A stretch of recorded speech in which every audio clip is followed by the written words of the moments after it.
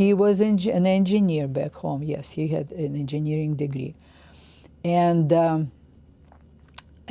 so he took this job and he started working.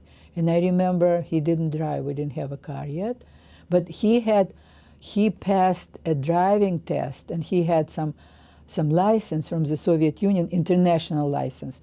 So over here he had to pass, I don't remember, driving test or written test.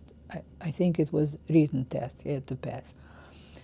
So, and he did, but when was it? It was maybe March when we bought our first car. There was the bank in Providence. It was called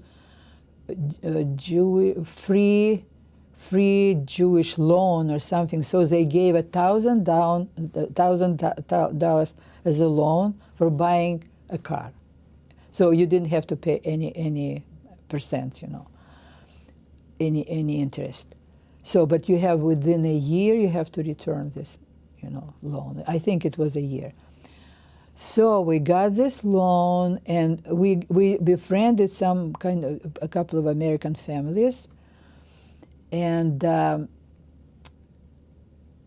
they helped to find a dealer who belonged to their temple. He was a member of their synagogue, and he was a dealer of used cars. So, and we bought a car. It was Dodge Coronet. It was a beautiful blue color, and I remember my husband started driving.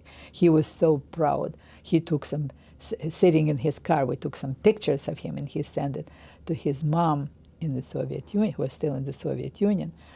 But the first day when he brought this car from the dealer, the driveway was quite wide, but on the right-hand side there was a tree, and my husband he bumped into this tree on the right-hand side, and he damaged the right side of the car. My mother went to the Jewish Community Center, which was not that far away from where we lived, to take some English classes. Next evening, my husband went to pick her up from her classes. And he, backing up from a parking spot, he bumped into some car which was parked next to him, and he damaged, of course, our car and this car. So it was a story with this car. Even it was bought from a person who was kind of acquainted with our friends and whatever, but it was a piece of junk. Then summertime, we went to visit some of my husband's co-worker in Albany, New York, and it was like an hour and a half, 2 hours from Providence, Rhode Island. So on the way there, it was fine. We were fine. On the way back, we were steaming. The car was steaming. Wherever there was a little hill, the car couldn't take it. So we had to add water. So we stopped at every puddle, and we picked up some water with some bottles. So it took us 6 or 7 hours on the way home.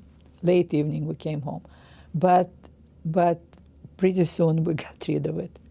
So anyway, this was a story with our first car.